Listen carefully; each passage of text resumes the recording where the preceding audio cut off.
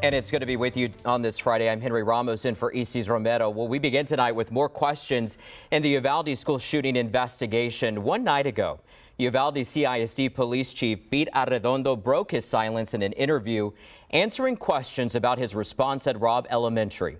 And now, law enforcement experts are analyzing his actions. Well, tonight, KENS 5 consulted 3 current or former lawmen, and they each say Arredondo made key mistakes. KENS 5 reporter Matt Houston breaks it all down. School Police Chief Pete Arredondo's version of May 24th's story raises even more questions about responders' preparedness.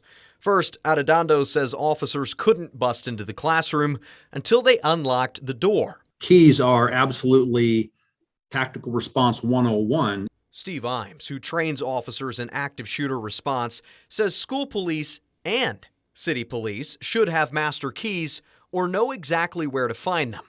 But he says responders shouldn't have solely relied on an unlocked door for entry. The analogy in tactical policing about critical incidents is if you can't get in, stay home. Imes disputes Arredondo's attorney's claim that breaking windows might have cost more lives.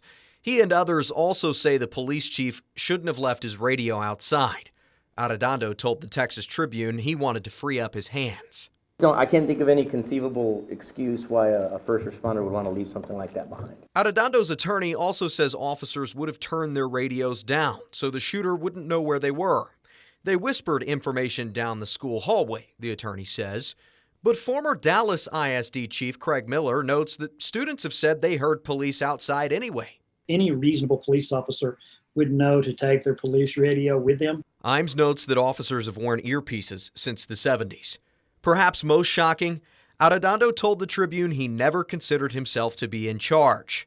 To me, it's fair to say if you wear stars on your collar and you look around and nobody else is wearing stars on their collar, safe to say you're the incident commander at that point. It's not clear at this point that any of the 19 responders took the lead, perhaps each assuming someone else was issuing commands. That may have contributed to a delay in response.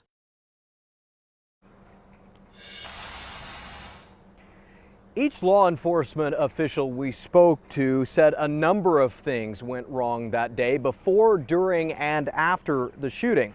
Imes made one final point, though. He says the best time to plan for a hair-raising event is when the hair isn't raised.